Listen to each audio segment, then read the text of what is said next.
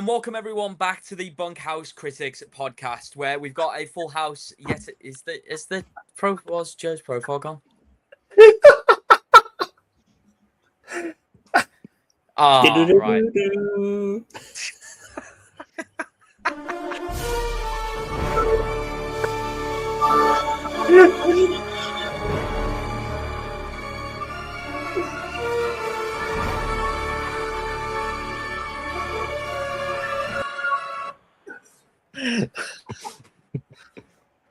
What in the Epicz? How's that?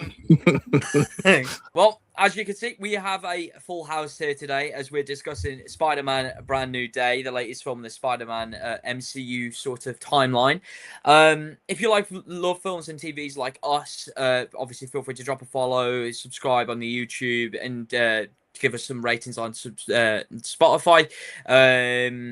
Also, go check out the website and everyone's socials. But joining me today in the bunkhouse is Dino Joe, Luke's Reviews, Epicz, and then Eccy Reviews too. Well, hey. So, boys, where did you get that?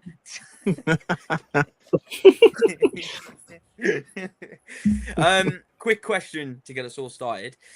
What's everyone's favourite Spider-Man movie and why? Spider-Man 2, because it's the best. Spider-Man 2. Spider-Man 2, because it is the best, and West Side is the best. Spider-Man 2 because it is wicked. Jungle is massive.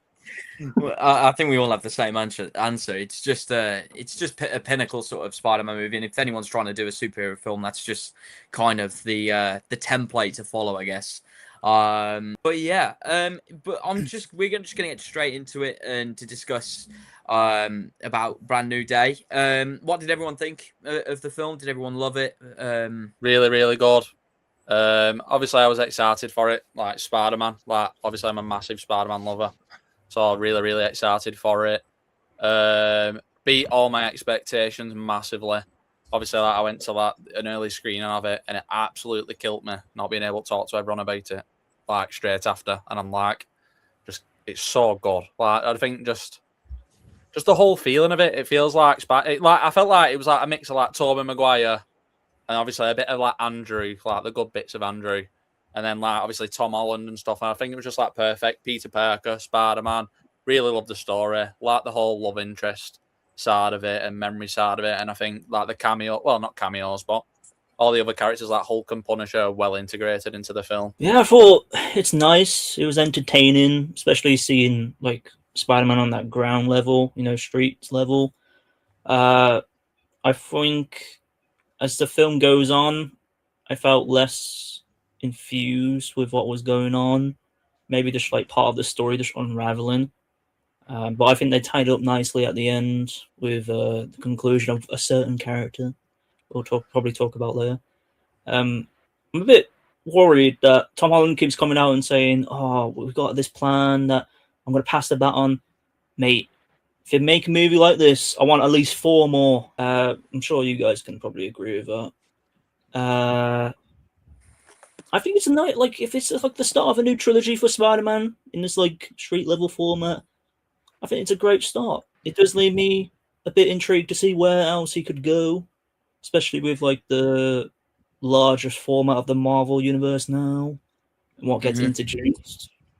So yeah, I think it's a pretty nice film. Yeah, I think it's the best live action since Spider-Man 2. Yeah, street level, friendly neighborhood Spider-Man focusing on Peter's internal struggles, the isolation, the loneliness of what Peter goes through. I think they did it really well. It felt like Spider-Man. It's the only, probably, they're finally managing to master what Spider-Man is in the MCU. We had the 2 films that didn't. They showed good glimpses in No Way Home, nailed it in Brand New Day. Yep. That's all I have to say. Absolute cinema. Absolute potato. Yeah, it's the best they've portrayed him in the MCU, and it's the best he's been portrayed as a character probably since the Tobey trilogy, I think. I think Tom Holland was so much better in this than he has been in anything else Spider-Man related, except from the Odyssey movie. But even this, like his performances in this, is ridiculous. Yeah.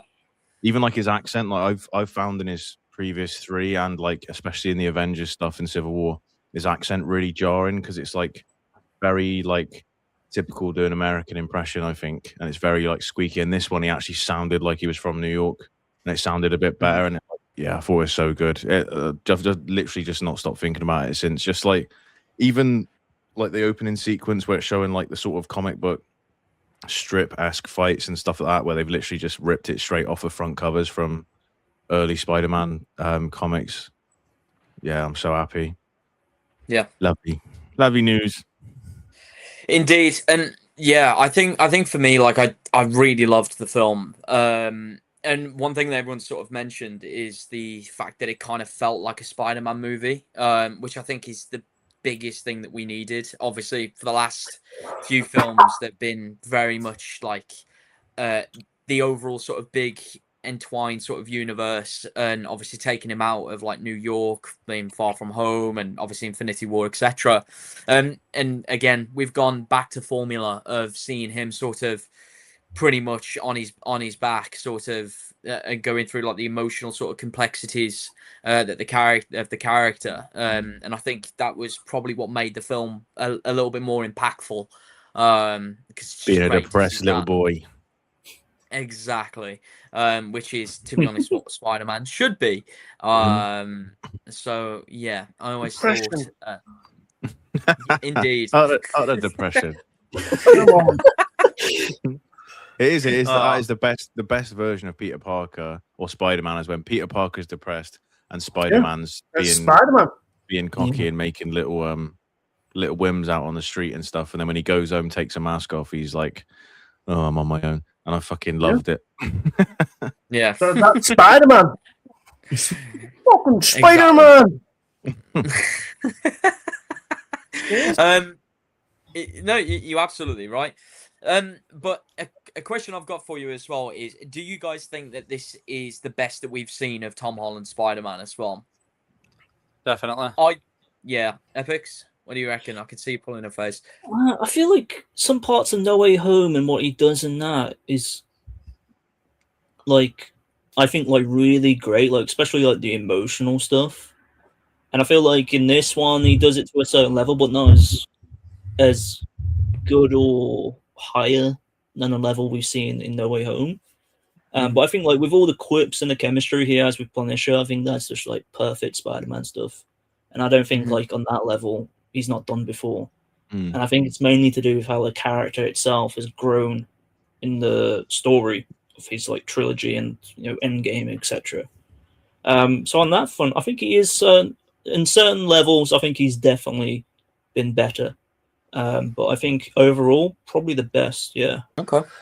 Yeah, I think it's definitely his best outing as Spider-Man, to be honest. And I actually, you know, it's crazy to think 2 weeks ago I thought he'd give his career best performance in The Odyssey, and I'd actually argue now, 2 weeks later, it's in Brand New Day. I do agree with what Epicz is saying. There's some good emotional parts in No Way Home, especially with Aunt May's death, I think, at the end, where he's really fucking letting his fists fly against Green Goblin. That's really good shit, but I think the emotional level in this film is just took it to another level, and I actually think Christopher Nolan might have helped him bring that out of him in this film. I think it's well better in Brand New Day. Like when I'm someone who, like, with that Aunt May scene, I didn't feel like emotional towards it at all. Like, I meant more afterwards. I think it's a good performance from it. Obviously, like obviously the stuff where he's fighting Green Goblin at the end, you can feel emotion there. Like, but I feel like when the Aunt May death never really got me, but the scene with him and Zendaya on the roof, that really hit me. And I felt like I was like, when he was acting there, I felt both of them two, it was just absolutely phenomenal. Like Zendaya, like totally twisting and going that serious like route, and then obviously like Peter Parker, like feeling he was like saying you're a monster for doing that, and I proper felt that.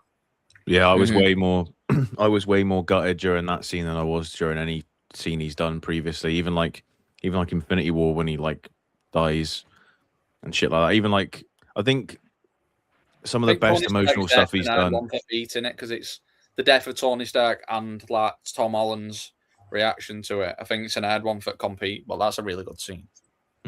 Yeah, that is actually, yeah. I think he's just stepped up as an actor, and he's just leveled up, and that's what you kind to expect to see from an actor. If they're not progressing in the craft that they're doing, it's probably not good. But he's getting better and getting better as he's getting older and more mature as an actor. So I think, it was great. The No Way Home scene I was referencing to wasn't actually Aunt May's death scene specifically, because I don't really feel that's earned. It was more afterwards, when he's on top of the roof and it's raining and it kind of looks like Blade Runner 2049. I meant that scene when then you get you get Toby and Andrew coming in. I think that was good. I think they amplify that though. Yeah, I was literally just going to say that. That's the scene when he's like about to slam the glider and like Toby's there to stop him, and like that just silence, but like the facial expression work on that. Both actors, I think that was like kind of what I was going to reference as well. I think his kind of problem throughout all of them is like if you talk about the first three or even like any of the ones he's appeared in, he's never been the best part of it. Like even No Way Home, like I think on rewatch, No Way Home is a bit of a slog until Willem Dafoe comes into it, and then I think Tom Holland's really good in the scene where they're like trying to fix everybody, and when his sense kicks in, that's pretty cool. But again, Willem Dafoe steals that scene. Even Alfred Molina in that is fucking brilliant. But then when the other two come into it, I think Toby and Andrew steal that every scene that they're in with him. I think they're better. They're better than him. I thought Tom was better out of the three, to be honest. On rewatch. I think it's probably more because it's his film, but. Yeah, I think they're still good, but I think Tom like maybe he elevated himself in that film, but I thought he was good in No Way Home. Nothing compared to Brand New Day, but he was good. Yeah, I think the most emotional sort of bit for me in No Way Home, looking back on that film, was the bit afterwards, like where everyone's sort of gone home and he's asked Doctor Strange to obviously cast the spell to everyone forget him, and he's sort of giving his final goodbyes to MJ and Ned. And that was the bit where I remember crying in the cinema to that. So yeah, I think that would probably be it for me.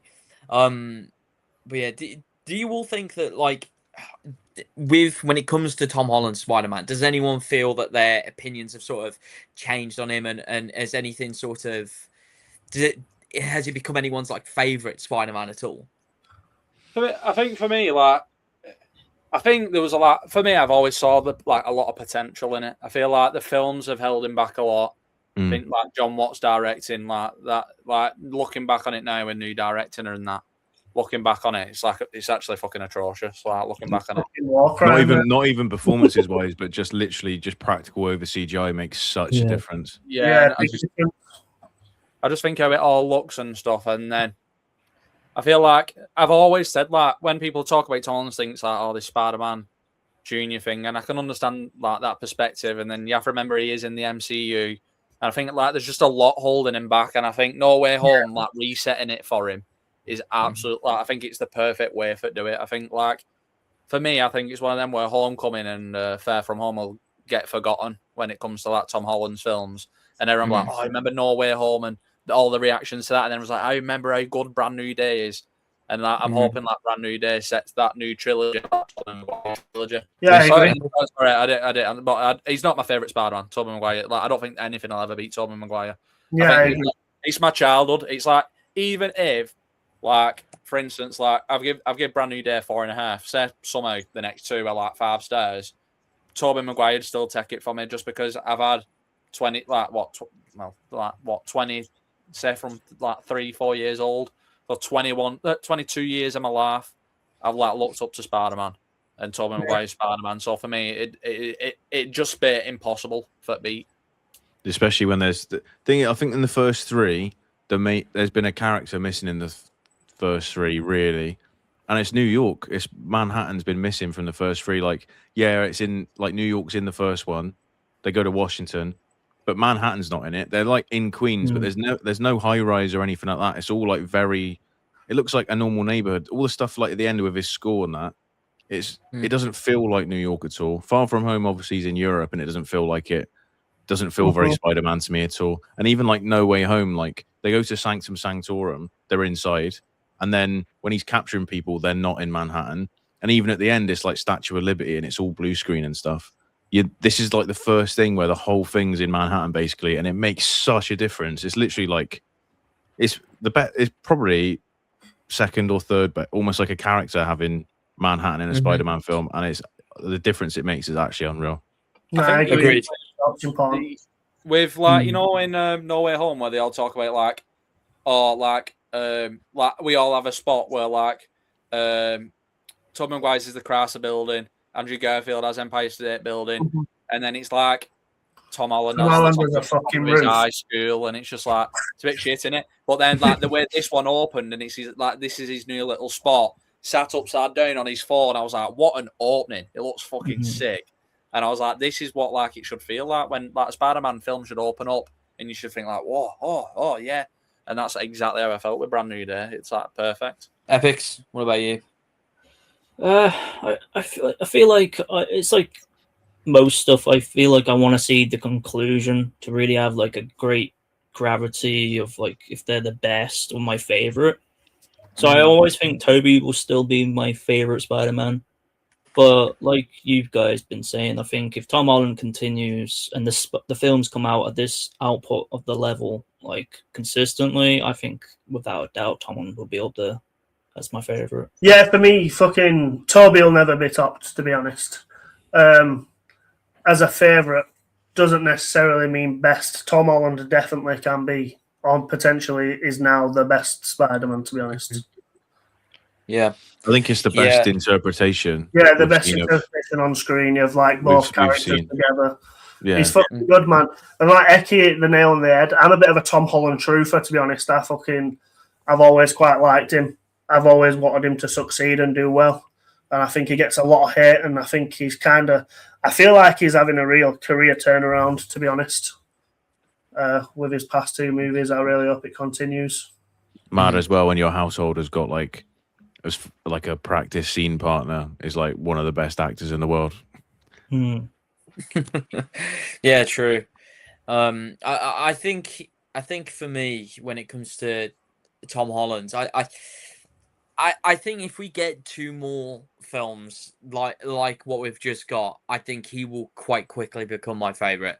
Because I love Tobey Maguire as well. And like you guys, like I grew up with his films. But I don't know. There's something that I don't know whether this is a recency bias, but I don't think it is. But like, there's something about that film where it's genuinely just struck me of like, this is Spider-Man. Like this is what I've read in the comics. This is like the video game. It reminds me of everything that I love about him.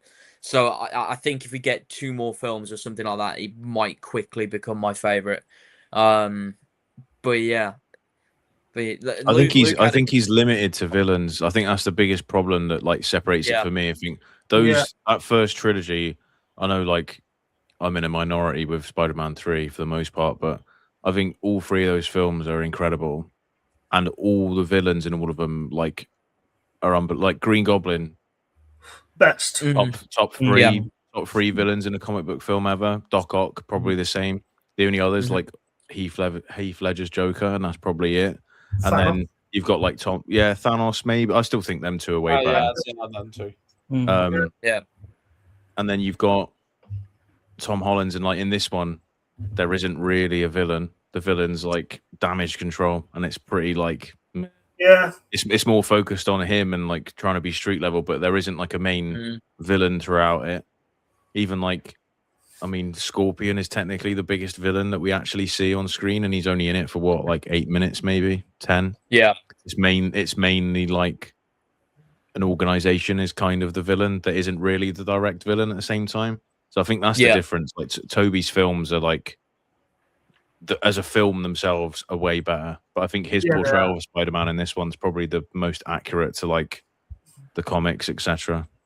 Yeah, it's literally like you've got the best version of like the comics, the games, sprinkling some fucking Toby and Andrew on top of it, and then you've got that outcome, like the concoction. I think it's like made it quite unique for Tom Holland. I think it's the combat and visually as well for me. It can look tasty, and the web swinging as well. Yeah. The web swinging was elite, mate. It's like took me back to 2014 TASM 2. That might even be the best web swinging we've ever had. To be fair, it was class. Yeah, That opening scene, man. PS4 Spider-Man has done them a solid, as a reference for this film, because like there was moves and swinging and stuff throughout that is literally it's a carbon copy, which isn't a bad thing. If you're gonna have something to go on, use it. Like the double web shooter, and you pull up, kick them, slam them, double feet. Literally straight off the game, man. I was gassed at that. Yeah, in the scene where they go to where Pete goes or Spidey goes to rescue a certain character, which we'll go on to in a bit. A lot of the moves that he was using on the guards were moves that you see throughout the PS4 and Spider-Man 2 PS5 as well, which I love. Some of the moves they do in that is unreal. So to get to see that like in a live action film is brilliant. But yeah, I think going on to Joe's point as well about like the lack of villains, I don't know whether No Way Home's kind of ruined that for that though. Like I think I would have liked to have seen like an MCU version of Green Goblin, but also at the same time like we got William Dafoe as Green Goblin in No Way Home. So will we see that? Probably not. But I don't know whether. Go on. We were speaking about this after we watched the film, and we're saying like they've kind of done themselves over now, because imagine like Norman Osborn or like Oscorp becomes a thing now, because obviously in No Way Home he says, "Oh, Oscorp doesn't exist," and if that happens, he's literally going to have his backup straight away. So I just don't think they can do it in this universe now, which sucks. But at the same time, like when you think how bad they did the Osborns in TASM, I'm not asked about them trying to do it again. And the thing is, like Willem Dafoe's Green Goblin is unbeatable. Like I don't think there's any point even trying to attempt it. But you've not killed off, but you've kind of killed your options for 6 villains now from different universes. So I thought they were teasing Oscorp as well, where Zendaya or MJ goes for like a job interview for like some corporation and have like a conversation. And I was like, oh, they're gonna say her name. Is it gonna be Oscorp, or is it gonna be like someone else from like one of the different properties?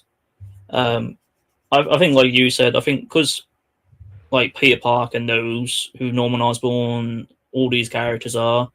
I feel like it's going to be like some surprise character if they're going to do Green Goblin again. But that kind of just defeats the whole point of the character. I don't know. For me personally, I don't want another King Green Goblin, to be honest. Yeah, we had it in the OG Spider-Man. Best portrayal you'll ever get. Best actor you could have got to play him. Fucking hell, TASM 2 Green Goblin. Yeah. Genuinely makes me want to do stuff to myself. That's not good. Right? And then we don't need it in this movie, like in this franchise. Like we've already had him, and it's the fucking original, the best one, like in the MCU. So what's the point? There's loads of Spider-Man villains out there. So I'm not against them doing the character again, because at the time, Jack Nicholson's Joker, that was considered without a doubt untouchable, because he was so good as the Joker.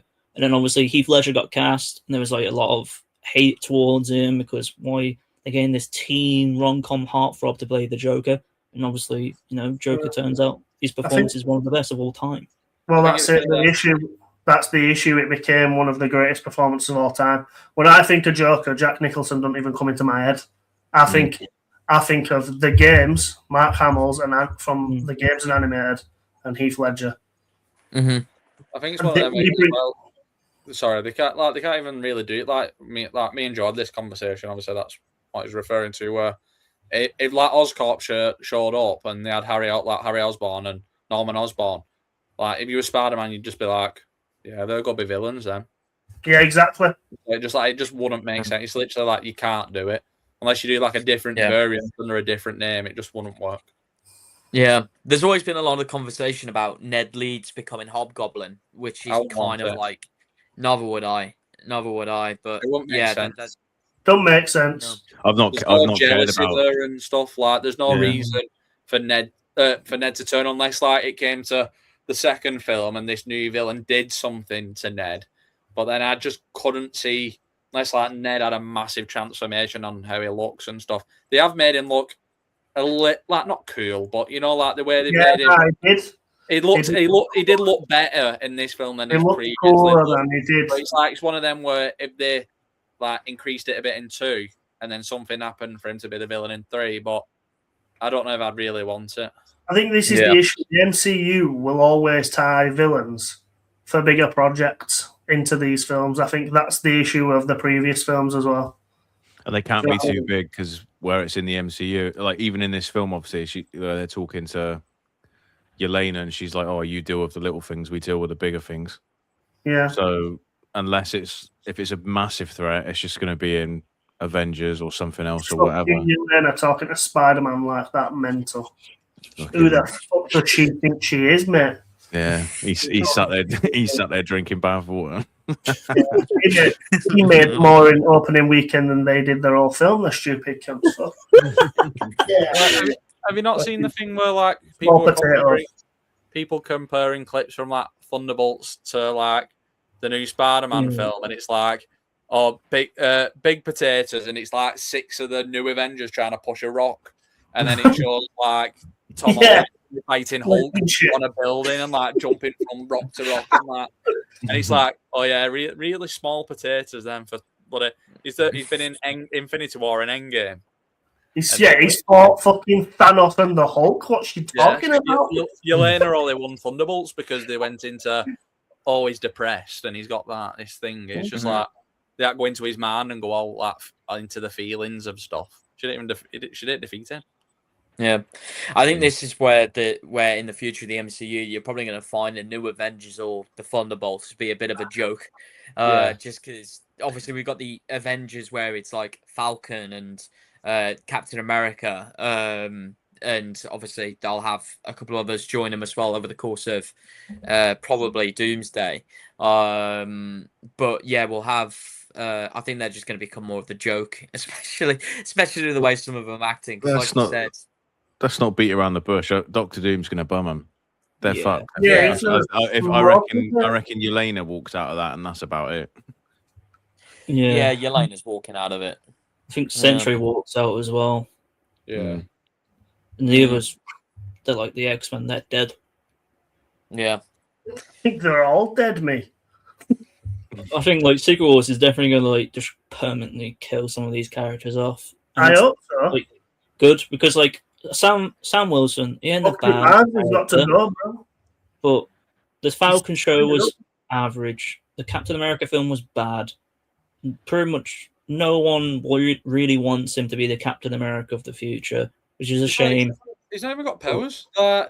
He's literally got his shield, right? Thor in the trailer, obviously for Doomsday, full on wax Doomsday with a hammer, which he killed Thanos with, and like, and then he literally goes out and stops it with his finger. He must have gone. Fucking Captain America with no powers and a fucking shield. Not even fucking super soldier serum or nothing. Look at my fucking wings, mate. Captain America back, or Captain America can hold the Anthony Mackie. He's character probably couldn't wield Mjolnir, or however you're gonna say it. No, you got it right. Mjolnir. Mjolnir. It's a shame because I think they were going in the right direction. Do you know what I mean? But I think they gave him the Incredible Hulk 2 without the Incredible Hulk and just made it a Captain America film, and it was shit. It was shit. I think they did Falcon. I think to like redo Captain America for go. Oh yeah, everyone who people love Captain America, like Chris Evans, Captain America, and then for go. Oh yeah, we're gonna give you this side character as the main character now. Like I just don't feel like it works. Like I know people are talking about like the race side of it. But I think like if anything, just make Falcon more important. Like maybe he gets the super serum and he is a little bit stronger. But for take on the mantle of Captain America, I know they go into the show, but it just doesn't work as a fan basis. Like they talk about it in the world, but they forget fans love that character.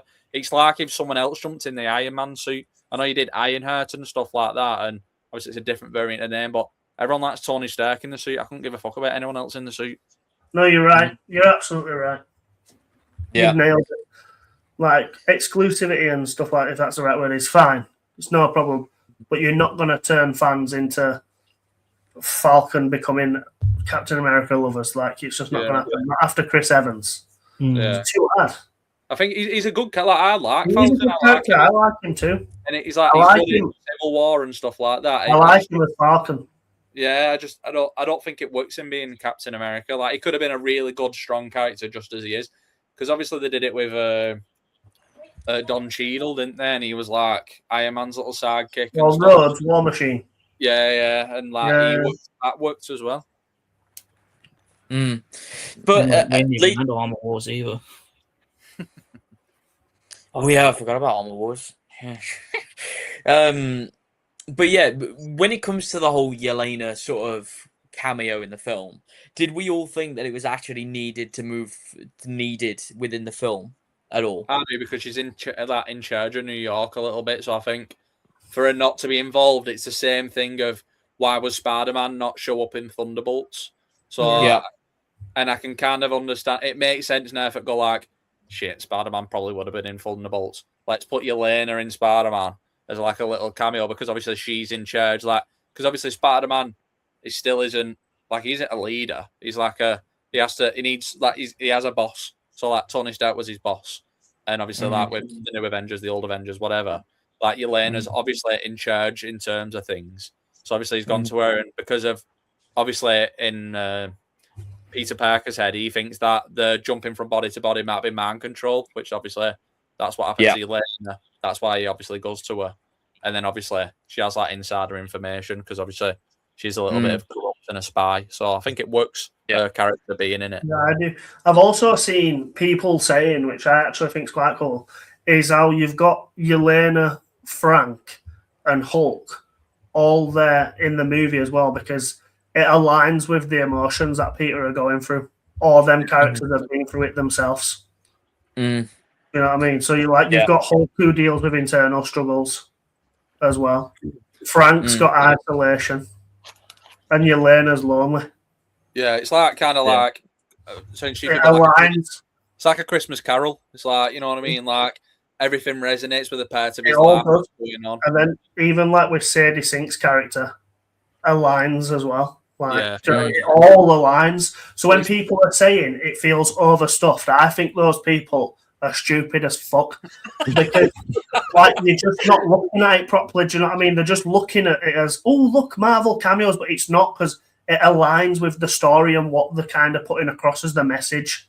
They're not just there to be there like in other films. I think it's one of them where Jean Grey needed Spider-Man as well. So like going forward now, whatever she shows up in Doomsday Secret Wars, obviously the X-Men film, she's kind of had that experience now where she's been against everyone, hating the world, and then obviously that conversation with Aunt May has kind of like made her like take a step back and realise that she isn't alone in the world. Like, obviously, there is other heroes out there going through exactly the same thing. Like Tom Holland's gone through, like Spider-Man's gone through the same thing as her, and I think it works as well. I think it works with her character because I think it's hard to integrate like a character like Jean Grey, because she is like a massive character, like Marvel-wise.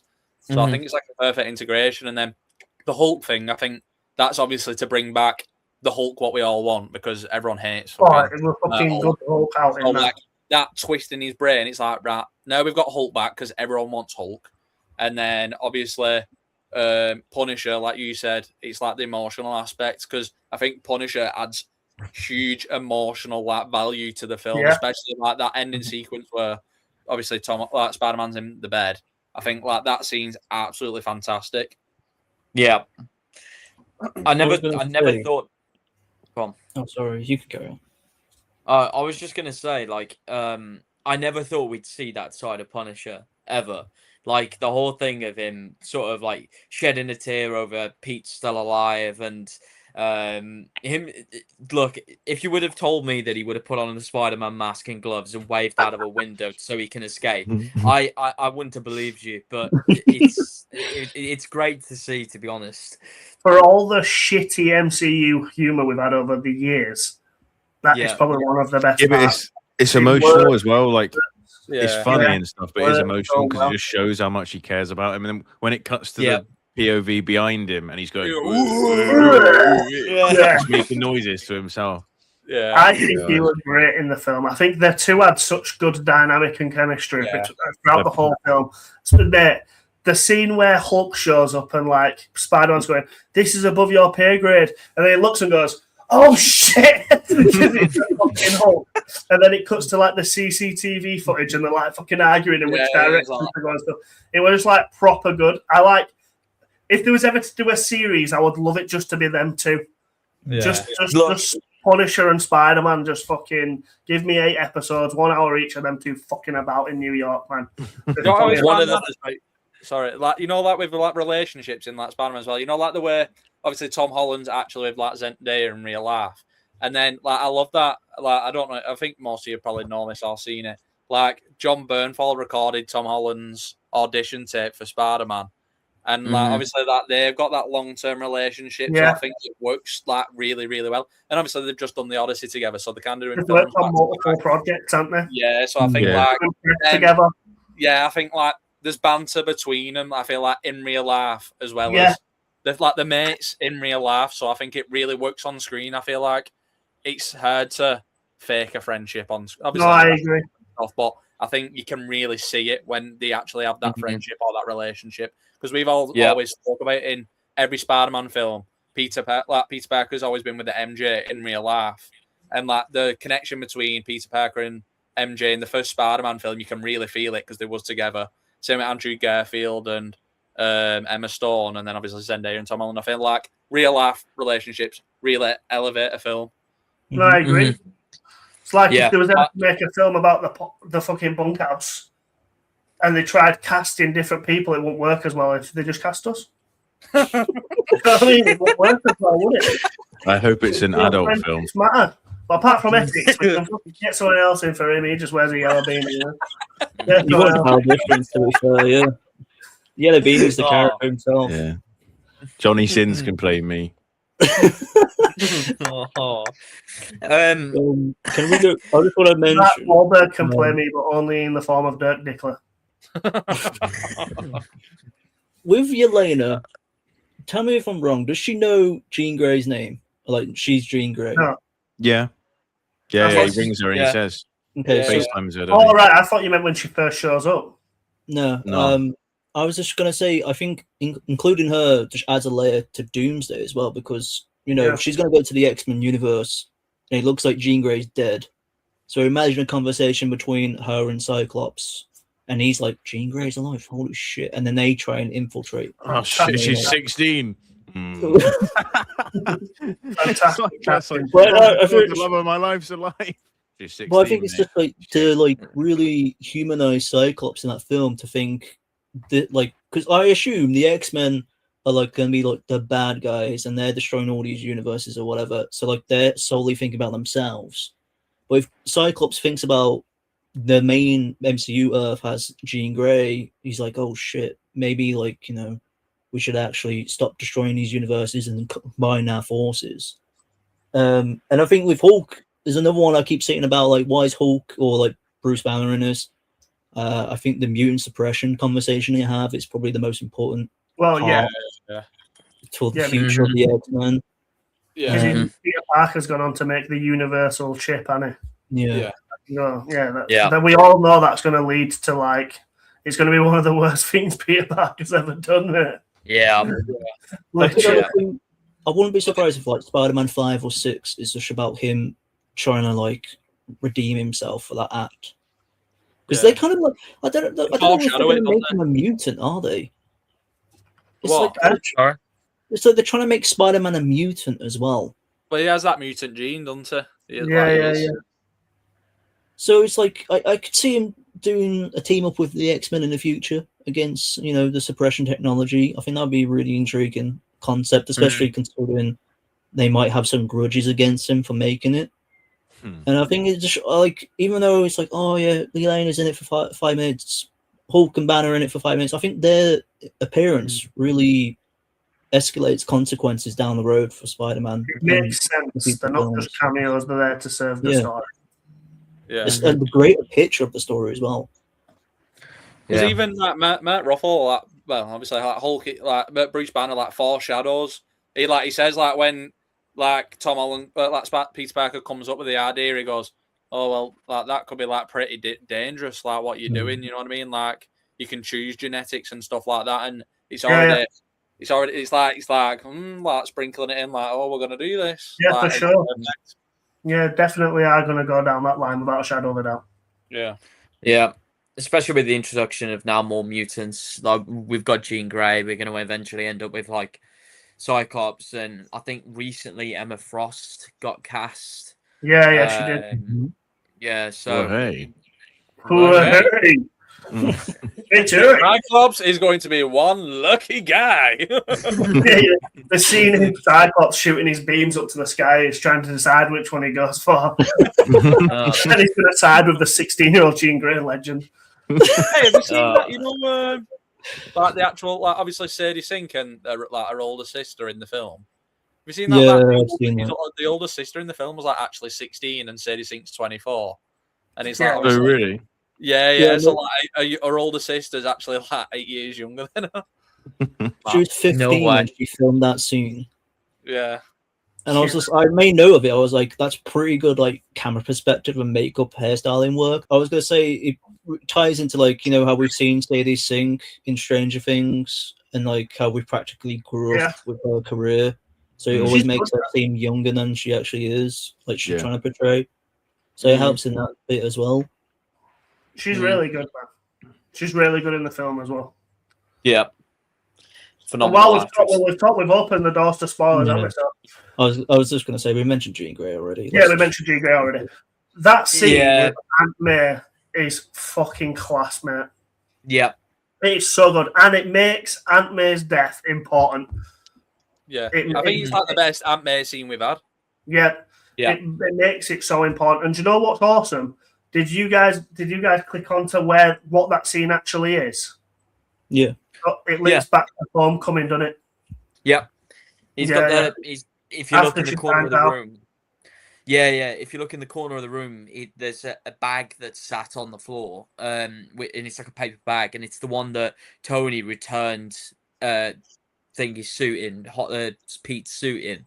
And it just is believed this belongs to you, and it just sat on the floor whilst he sat in the suit on his bed, which I think is a great touch. Which I think again.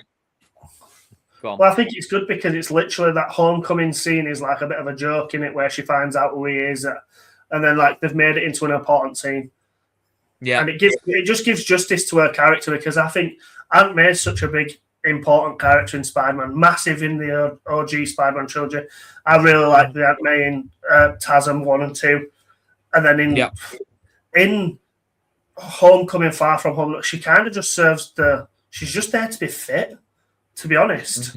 Yeah, it's just a shock factor that she's fit compared to it's old literally. May, I think Robert Downey Jr. Iron Man's literally making jokes about cracking on, like Happy Hogan's smashing. Do you know what I mean? Like, she's just there to be fit, but they've actually given her justice for the death, because I didn't really think the death was earned in No Way Home. It was still like a good scene, but it didn't feel like as pivotal as like an Uncle Ben moment. Do you know what I mean?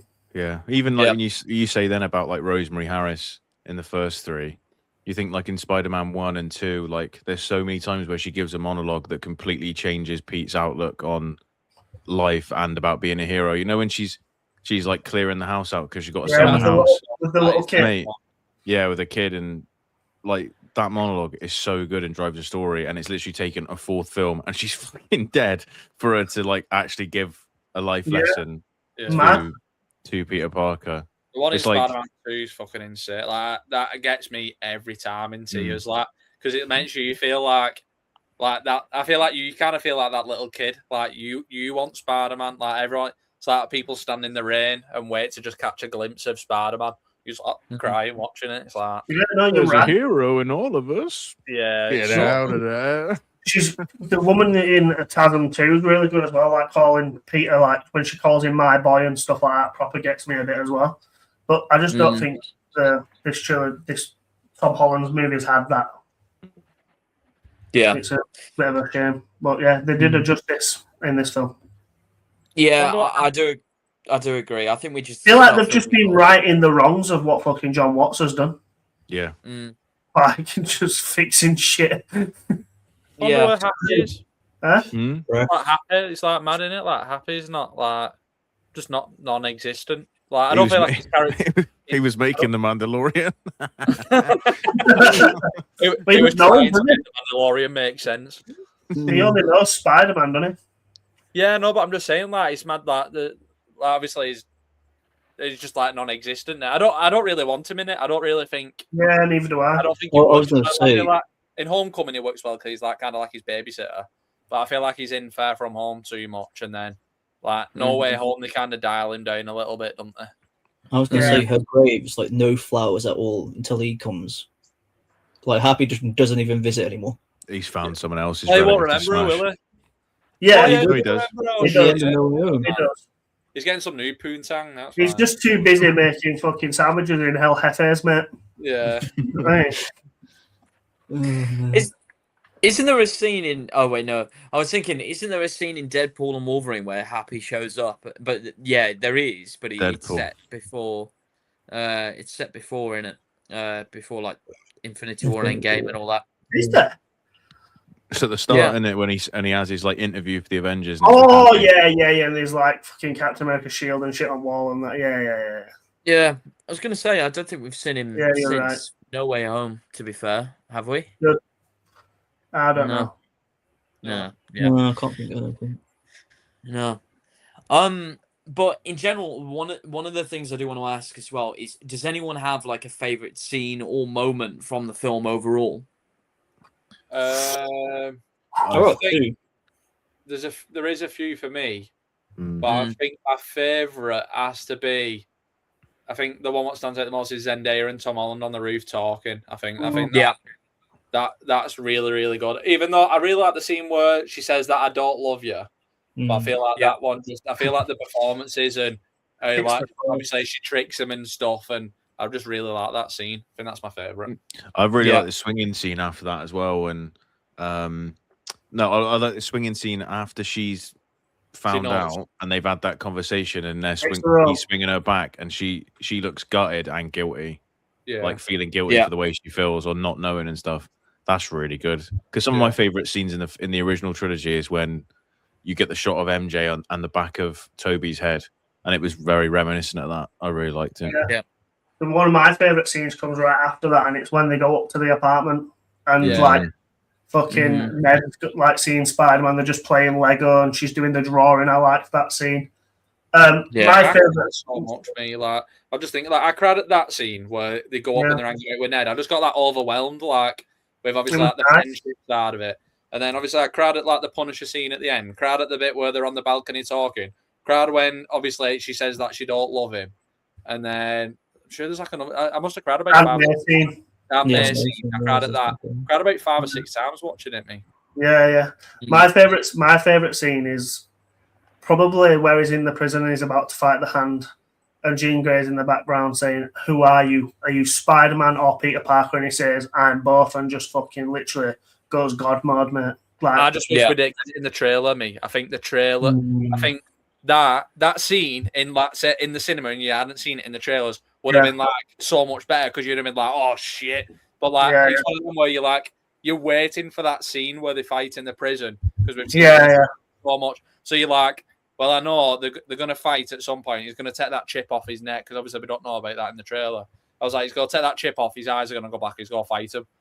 But it's still a sick scene. But I just wish we hadn't seen it in the trailer. We commented like when we watched the trailers, we thought, "Oh, none of that free shown because they're not going to end on like they're not going to show us the whole hand fight prison scene and like that web tornado final move, So I was kind of disappointed on like that aspect. But I think the whole like setup, the VMAX moment as well. I really enjoyed that. That was good. Powers. Yeah, gutting as well. When you it's like you're looking up at it the same as her perspective, and literally you're realizing as well as her that, oh my god, she's literally been killed in this room, and she's just like clinging on to anything for help. It's fucking gutting. That is. Never felt so gutted over a vent in my life, mate. I have fucking lockdown Among Us, mate. There's some bad. The IMAX in Australia is called VMAX, so that most of them were confused why they kept going on about it. Oh, really? I remember watching Guardians 3 and VMAX. Fucking Drongos. Wow. Why is this guy going on about VMAX? I think for me, with my favourites, either I do really like the beginning bit of where he's going after the tank through the city and just swinging around and just throwing quips and doing what he needs to do. I think one of mine has to be the Aunt May scene and at the end of the film with Jean. I'm trying to think of what else. There's a couple which I'm constantly debating. The one at the end as well with the Punisher, between Spider-Man and Punisher. I've never laughed so much in my life at a Spider-Man film.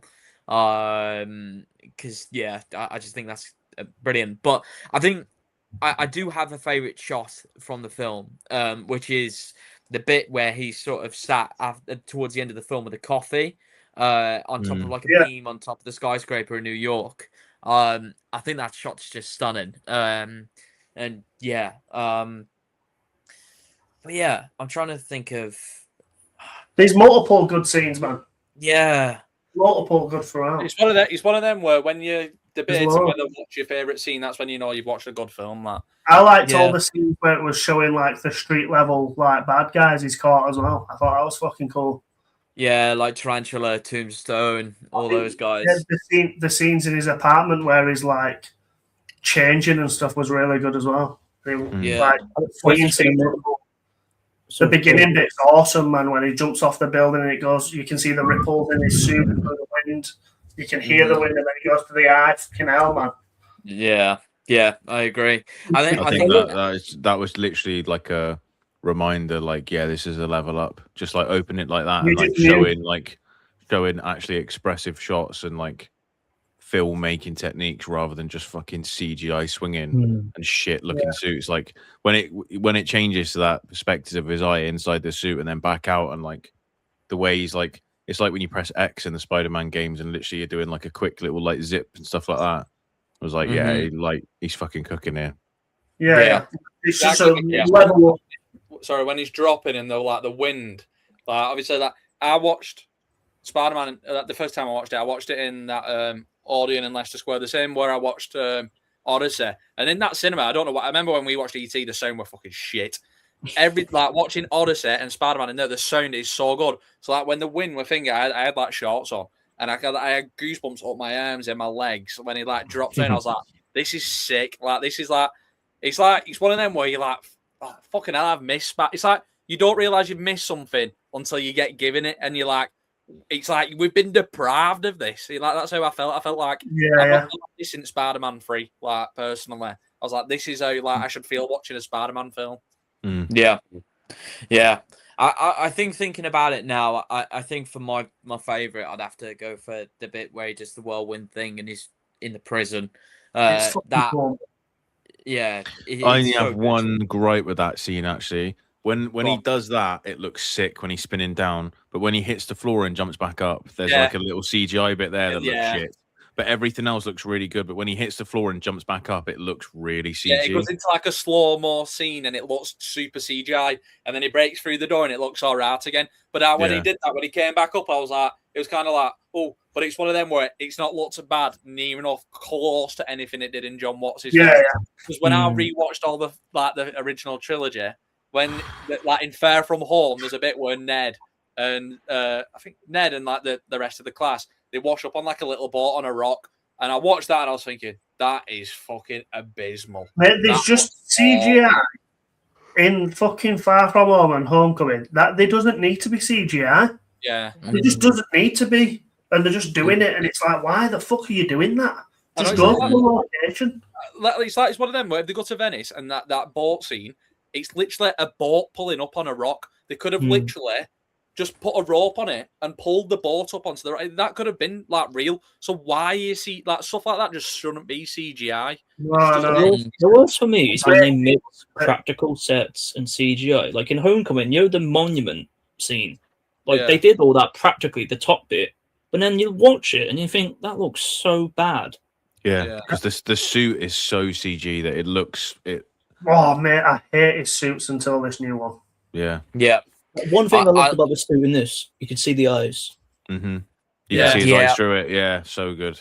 I've seen people moaning about his mask. Sorry, I've seen people moaning about his mask because, like, from a side thing, it's like you can see his ear, and everyone was like, "Oh, why does it not look like it used to in the old film?" Well, 90% of the time it's fucking CGI, and 2, because he's actually got a fucking mask on. That's why it looks like you can see his ears, because you know what happens when you put a mask on? You can actually see your face. Yeah, I agree. I think when it comes to the suit as well, it's the fact that we've gone back to like what you said, Luke. You've gone back to a thing of they've got wrinkles in the suit, and you can hear like as he's falling and stuff like that, the suit sort of blowing in the wind, like obviously whilst it's on him, but which I think is great, and that's one of the things why I'm glad that we've got back to and returned to that formula, because I don't get me wrong, I do kind of like the homecoming suit, but even then, like, it is still too CGI sometimes. No, it's fucking. I think it makes it harder to, like, one of my favorite things as a kid with Spider-Man is that where it was a practical suit and it looked lived in and like had raised web and all that stuff. Like if you got given a suit for Christmas or something, like a costume, you felt like Spider-Man. Where if I was a kid watching those first 3, it's fucking computer. It doesn't look like it. It looks like a game. Where this one, you see like the ears and stuff, and obviously you see him in Glasgow going up to all the kids before and after filming and stuff. Like it looks like something that you could buy. So as a kid watching that, it's like, oh, if I wear a costume like that, like you'd feel, oh, I'm jealous of like kids growing up where this new suit is like the is the thing. One of the best things I think. I never.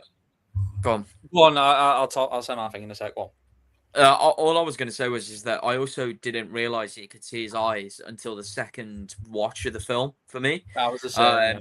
It was never something I really looked out to, and it wasn't until the bit where I think it was the bit where MJ sort of telling him that she's read the letter, and he walks in and he's still got the mask on, and she's like, "Oh, was I meant to find this?" And you can see the genuine shock in his eyes of like, no, which I think was great, and just added like an extra level. What was you saying? There's a scene before that, when they're realizing that when they put the chip on, his glasses are like messing up with his chip, and there's a bit where she puts his hands on his face, and in that scene as well, you can see his eyes, and I think that really added to the scene because it was Peter Parker looking at Zendaya, at MJ. It wasn't that Spider-Man. And then the thing what I was just talking about, because you were talking about sound before, I seen the director talking about like when he does the massive jump, like when he uses his web, they were trying to suss out a sound where it kind of feel like the web's kind of pulling. And like I didn't notice it watching the film, but when I watched the clip, you can hear it, and it's like the web, like kind of like say if you had something on a string and it goes like ding, like what I mean. Yeah. And I was like, stuff like that is like, even though I didn't notice it watching the film, and now you know about it, it shows how much they care about every little detail in the film, where you're literally caring how the web sounds off of like a massive fall. And I feel like just like you can see there's a lot of passion in the filmmaking compared to what we've had previously. Yeah. Is there anything in particular that you guys want to see for the future of Spider-Man though? Like, is there any film ideas or anything that you guys have got so we can see more of Tom Holland's films or Spider-Man in film? I got lots. I think symbiote suit. I think they should do something with that, especially Secret Wars. And I think if Fantastic Four are going to be joining the MCU, I think Future Foundation. This is why I was saying at the start. I think there's so many paths they could go that I just want Tom Holland to be doing it for another 10, 20 years. I think he's got two more Spider-Man. I think he's got 2 more solo films. Spider-Man. And like obviously he's going to show up in all like the Avengers type stuff. I think he's got 2 more Spider-Man films in him. And then I wouldn't mind the like passing on the baton thing. And I wouldn't mind him just we're going to be still Spider-Man and keep showing up in like a Miles Morales one. Because it's one of them where I don't mind getting 2 more Spider-Man films and getting a Miles Morales, because we have had a lot of Peter Parker. Yeah, it'd be nice. It would be refreshing for a live action Miles Morales, and then maybe Peter Parker's just in there as like kind of like a the games, like the same in like Spider-Verse and like the games, just for like help him on here and there. I think they might go. I think they might go down that route. I think we're going to get. I think Miles Morales might be introduced in the next film, in the next solo Spider-Man film, maybe towards the end. And the final film, I think, might be them two together. I wonder how old he is in that universe then now, because he's in that universe, isn't he? and Because then him Donald Glover stepping away. mentions him. Yeah, Yeah. it depends because they all reference him to being young, so he could have just been really young. Like he could have been like 6 or something, and obviously by the time he maybe younger. Could have been like 3. Well, he's like He's 14, like 15 is Miles Morales when he turns into Spider-Man, isn't Yeah, that's what I mean. So you'd have obviously it's like you talk. When was Well, Homecoming, they is that finish 17? high school, don't they? At 18. I No, don't way remember. Wait. Yeah, what did you ask? I was saying that I think Homecoming came out like 2017. So Don't forget the 5-year jump. Yeah, it's a 4-year Yeah, but it jump. could have been after blipped. Home. No, but in Endgame, it's a 5-year jump. I was saying he could have been blipped, so they might not have to be a 5-year jump for Miles Morales. Yeah, but they can just easily not blip him. That's what I'm saying. True. Yeah, I think if they So I don't think blip they him, definitely he's bring him the same age, kind of. Like at least a 5-year difference if they didn't blip him. Or if they did, then it's like 10 years. Yeah, I think not. I think they'd have to blip him, so he comes Because- back and he's. it shows Aunt May's death of 2024 in the film, doesn't it? And that came out in 2021. So Yeah, then you they- add 5 more years onto now, or 4 more years onto now. I think it's set in So- 2028, right? Yeah, so Yeah. if it'd be 10 years, it'd be a 10-year time span from Homecoming to now. Yeah, so I Yeah. think if it's like another, like say, he's gonna be like another like 3 or 4 years till we get another Yeah, Spider-Man. So it'll be too old if he's not blipped. You know what I'm Yeah, saying? that's true. Yeah, yeah, They'd That- have to blip him, and it'd be 5 years. yeah, yeah. In 4 years, he probably would be like 14, 15. Like maybe he's already got his powers and he just gets discovered. You know what I mean? Mm. Maybe, yeah. Because we've already Yeah. had an origin story for Miles Morales, really. I was just Two. going to Two. say, Two. do you think he'll be in Beyond the Spider-Verse? Tom Holland? It could be. I think there's a possibility. He gets referenced in Across the Spider-Verse. Haley Steinfeld. Are we gonna, if he was to appear into the next Spider-Verse film, though, do you think he'll rock up as like a live-action version, or do you reckon he'll be animated? Because obviously, in Across the Spider-Verse, we see Donald Yeah. Glover's Prowler, but he's live-action. So, what do you reckon we'd get with that? I think it'll be, if they want to do it properly, be animated, because I don't see them doing like Who Framed Roger Rabbit, like Yeah. Spider-Verse, because it's too technical. They come off too Yeah. cheesy as well. I think. Yeah. Like, I feel Yeah. like it works in that one scene in Across the Spider-Verse, and I feel like doing it again with Tom Holland's Spider-Man, it'd just be like, what? Yeah, I think They've done it with Lego as well, haven't they? So Yeah, they did it with the Lego stuff. Yeah, They showed Garfield as well as like a hologram in live action. So I would hope animated, because I really want to see Tom, interact with those characters, and like, and then he comes back and he has an inclination to who Miles is. So when like he talks to Miles for the first time, they'll be like, oh, it'd be like the end scene or something like that, Yeah. But I think, animated. I just think it'd be too weird. to be honest, I don't know. I think same as Epicz, really. I think that's the main big villain that they still can do is Venom, because obviously, like a lot of people have a lot of gripes with the Toby one. I mean, the only mention that he's had is that he fought an alien, so he doesn't know of Venom, but obviously he's in that universe after No Way Home. I think from listening to Tom Holland in press the last couple of weeks, they're really struggling of trying to find a way how to do it. Me and Eccy were talking about it because he doesn't want to do a CGI symbiote suit, but he wants it to look sick. And I don't think they'll go with like a practical suit like Toby's, because it'll be too similar to Toby's. So it'll be interesting to see how they tackle it. But I really hope they do. I'd love to see like a proper badass Venom, like an actual villain Venom that's good. Because like I can't stand. I don't mind the first one, but I'm fed up of having like these anti-heroes that are supposed to be fucking horrible villains. Venom's supposed to be like horrible, and they make him out like he's like a bro in the fucking in the Venom trilogy, and that he's just like, oh, he's chill, he's killing people, but it's only bad people. Fuck that. I want to see him like being an absolute menace and just ripping the fuck out of people, and seeing New York deal with it. I think it's a terrible like subgenre, me. All the like Yeah. anti-heroes coming, like obviously with like. Bloody I don't know the score with like Clayface, but obviously they kind of done it. Like I know Clayface is a villain, isn't he, in DC? Yeah. He is a villain. Yeah.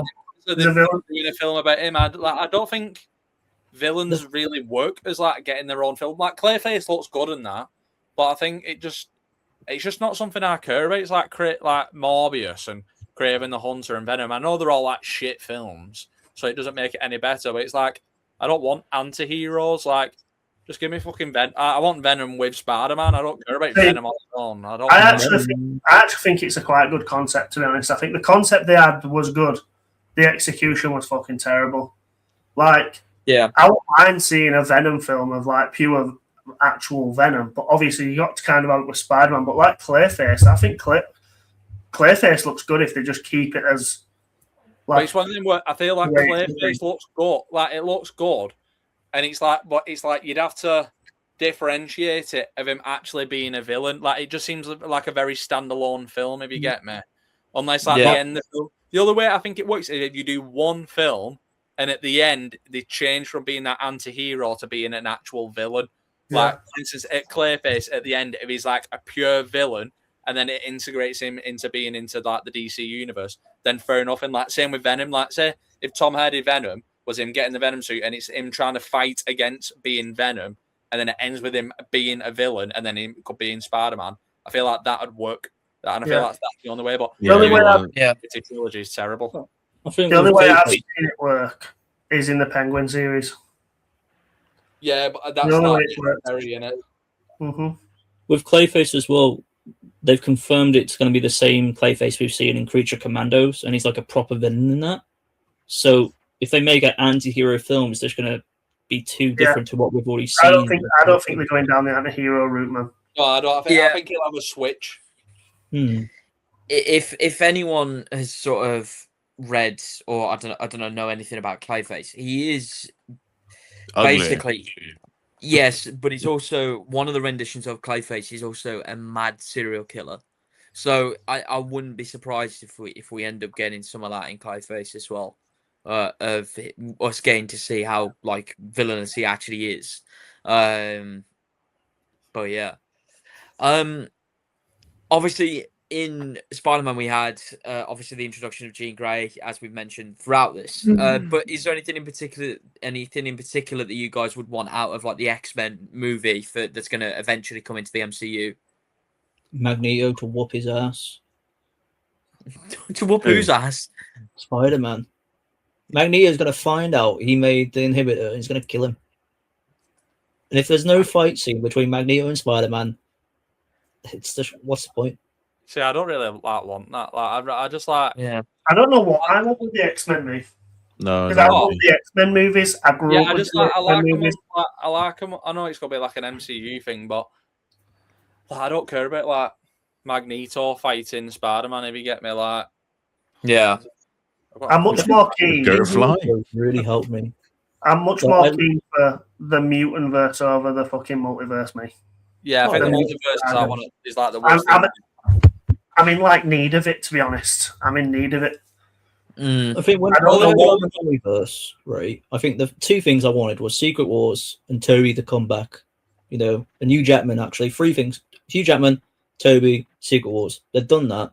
So I'm like, whatever. I want the mutants now, because the X-Men films, like you said, I love the X-Men films. I think Days of Future Past is, without that, one of the best live-action comic book films. As well. X-Men 2. And the TV show on X-Men 97 is fantastic. I can't get enough of that. So I just want the mutants to come as quick as they can. Yeah, I love the mutant stuff, man. I think we'll see a new Wolverine as well.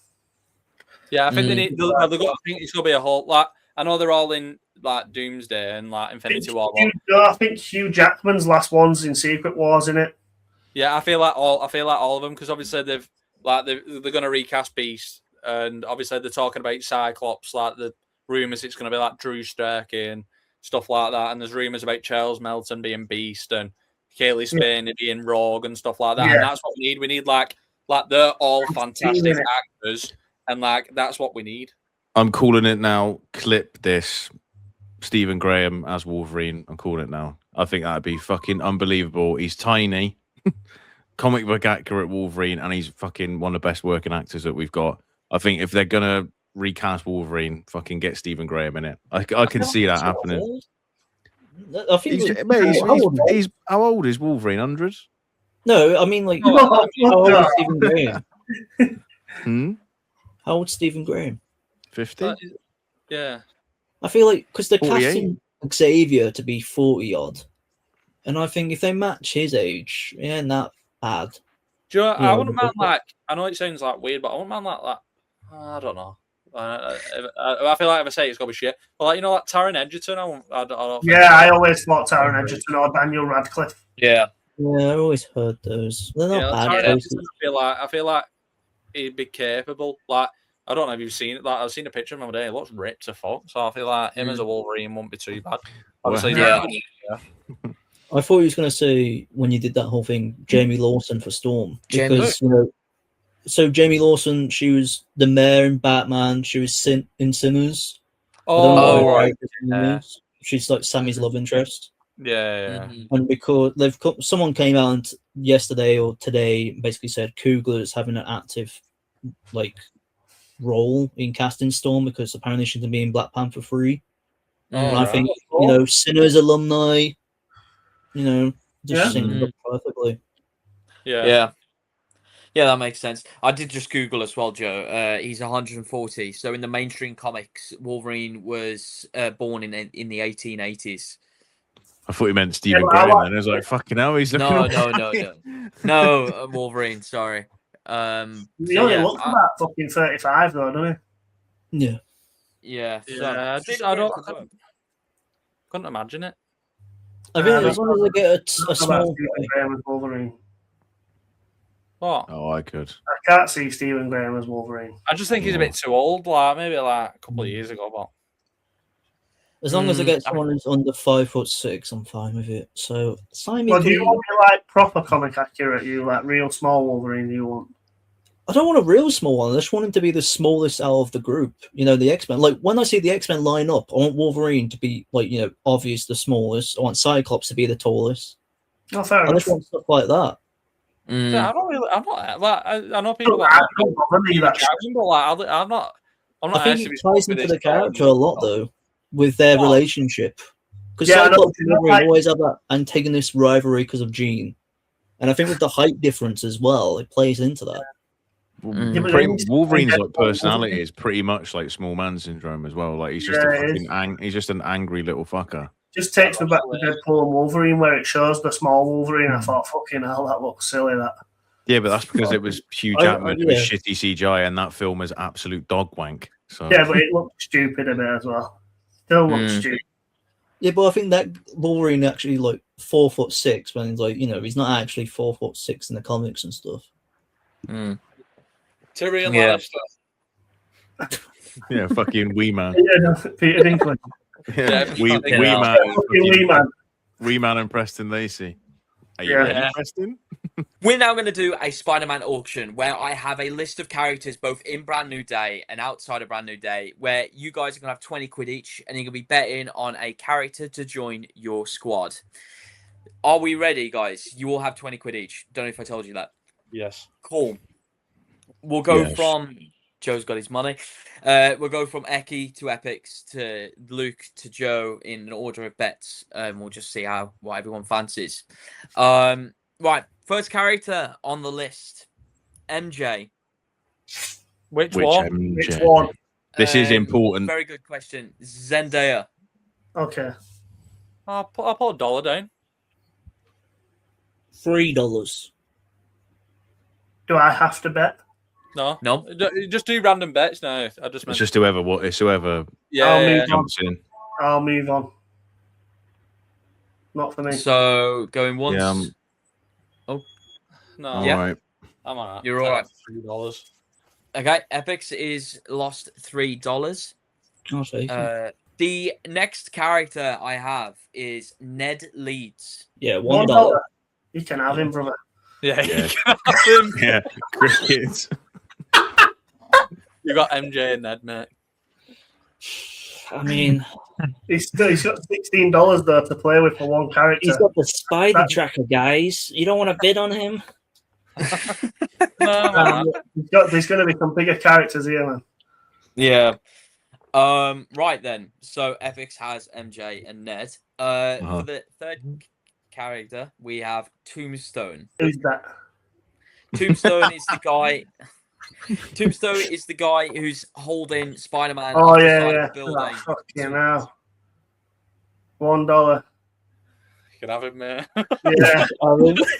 You guys not know who Yeah. Tombstone is? Yeah, but I don't want it. Who gives a fuck about Tombstone in the MCU? It's He's like all like the tour people, like bro. 10 No one seconds, cares mate. about Tombstone. No one cares about Tombstone. I don't care if it's the same actor in like Spider-Verse. The only Tombstone we care about is seeing Uncle Ben's and Aunt May's, mate. Right, so I've got Tombstone $1. Fantastic. You sound so happy. Oh yeah. Could have picked Um, some better characters, mate. Fucking hell. well, next one we've got is Scorpion. Well, I guess I'm taking him for a quid because I assume no one else wants him. This Steal game's up turned the out to be game. shit, Steal up the guys. game. How many characters are we gonna have? 3. 3 each. Oh my Yeah. god! Do 4 because we've spent barely any money. I'd say Uh, 2. I've Like, still 4, got 20 Well, let's quid, wait because he said inside and outside the brand new day. Let's see if he starts cooking with some good characters. You know. Okay. I then have the Punisher. Ooh. I'm going to start off with $1. I'll give you 2. I've got 3. Oh, I'll go 4. Yeah, I got 5. I'll go 6. I got Going 7. once. Oh. Go on. Going once. Put your money where your mouth is, big boy. You can have them for 7. I'll take Cool. Punisher for 7. Cool. Luke has got the Punisher for 7. So So I've got Punisher and fucking Tombstone. And 12. Yeah. And I have $13 left, yeah? yeah. Cool. 12. Yeah. Wait, 12. 12, yeah, 12. 12, yeah. Okay. The Hulk. Which one? Mark Yeah. Ruffalo? Yeah. Incredible. Mark Incredible. Ruffalo. Incredible or smart? Yeah. The Incredible Hulk, as in, Oh. yeah. What, the I'll 2008 one? Sorry? Well, no, you can have the one in Avengers 1. Avengers 1. I guess yeah. you don't about like, Hulk. You know, Yeah. $2. Puny Tombstone. I'll go $3. Epicz should Anyone get that. else? No, you can have him for free. Rise the price, though. Hulk for $3 is fucking cheap, man. Absolute steal, mate. Yeah, but I've Yeah. got like one Epicz. left. You know, Yeah. Yeah, all right. Fair dude. I've just got Hulk for $3, so That's good, that. mate, I've got Ned for Steal $1. again. How's Hulk that? for $3 is a fucking good steal, mate. still got 17 Yeah. quid. You two should have, put some bids in. Don't want shit characters, mate. I'm saving my money for MJ in the Rain in Spider-Man 1, mate. Can we trade? When I say it, all happy organ here. when I say it, it's just going to be all 20 quid down. Right, next one I've got Jean Grey, as in Sadie Sink Jean Grey. Putting that out there. Bothered me. You have to. Sure, Do go. that?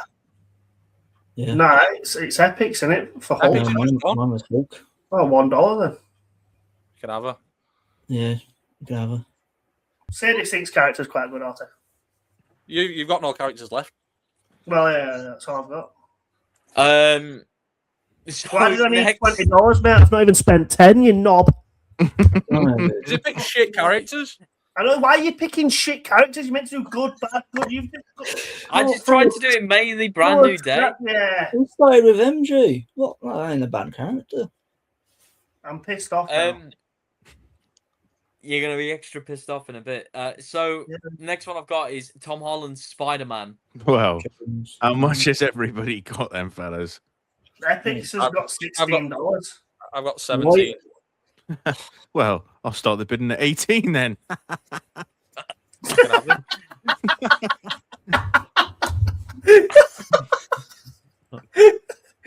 So he's I'm You lucky, can have him. You've got fellas. $1 left. Yeah, I'll he's take got that. $2. He's beating You have everybody enough money else's for the list so first far. character. Not if we get a different Spider-Man. Right. Genuinely, are you sure you want to do that? It's too late. He's done it. He's done it. He's Yeah, done it. game's a game. Okay. Okay. How many characters you got? 2 now. 2. Yeah. Basically, I'll get whatever's left at the end, which I'm happy Oh, with. yeah. I've What were your got other character? Hulk and 17 quid. What were your other character? The next one I've Scorpion he's got. You what? I'm saying He's got Luke said what Scorpion. characters he got. I said he's got Scorpion. Oh, yeah, Scorpion and Tom Holland. It's not terrible, that. No, it's good. No. We have then got Andrew Garfield's Spider-Man. I have bid, don't I? Yeah. Slag. $1. You can have him. Saying. I'm happy with Andrew. He's not a bad Spider-Man. Andrew Garfield's a good Spider-Man. I'll His have him film as is not Spider-Man as and a good. Hulk. Solid. Andrew Garfield is pretty much known as one of the best Spider-Man. I've got 16 quid left. Okay. Next one I've got is the PS4 or Yuri Lowenthal Spider-Man. Oh, that's a good one. See, I've never played the game, so I don't really care. What? Considering Joe ain't got money, Eccy's got all his characters, I'll go $2. I've not got my characters. I've got one more character and 16 quid left. Oh, But you can have him for $2. I'm waiting. That's a bargain. I'd have That took is- him, I'd have bargained him out and took him. I'm hoping Tobey Maguire's getting put on here. I don't get him. I don't Yeah, get him. I was expecting. Yeah, to- but Epicz has got more money than you. No, he's not. I've got no characters now. He's got no characters left. So I've got 16 quid, so I've got a choice. Nah, because Oh, Joe yeah, I have to get Yeah, the you're character. winning, man. You've won. Yeah, you basically got to take a big old gamble if this isn't I've him, got haven't you? Hulk and Andrew and Garfield, so it depends who comes next. Yeah. Right. Okay. So the next one I had was the Vulture.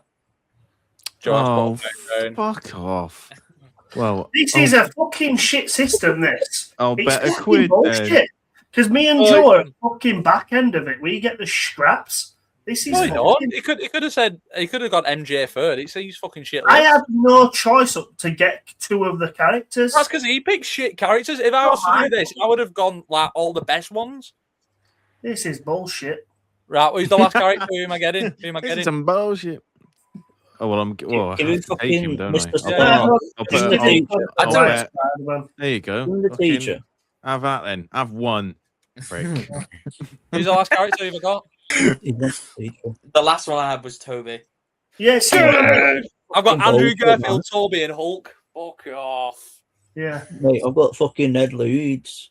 I am- knew Toby I'm- was good. I I'm was just over there. fucking Bobby Boiling, fella. I've got Toby, Andrew, and Hulk. I'm chilly. I have Tombstone, Sadie Sinks, Jean Grey. I can't remember who the other one was. Who were that? The other one was Score. Came out Wait, of no. nowhere. No, You had Tombstone. You had Jean Grey. and Jean then Grey wasn't it the Punisher? and No. Punisher, yeah. Oh yeah, he did get And I still had fucking like $10 left. MCU character auction. You've all got $20 to spend. You can get a team of 3. Are you going to spend your money wisely, or are you going to go all in? But every single one of these characters is a banger. So spend wisely. We'll start with Eccy to open the bid in. Character 1. Hugh Jackman's Wolverine from Logan. Oh, I'm gonna put $5 down. anyone 6. can be projectile. Okay. Your next deck, mate. Epicz, go on. No, it's the Oh, you got biddings. it. All right, Start, anyone $6. can go. Well, Kessis already said 6. 7.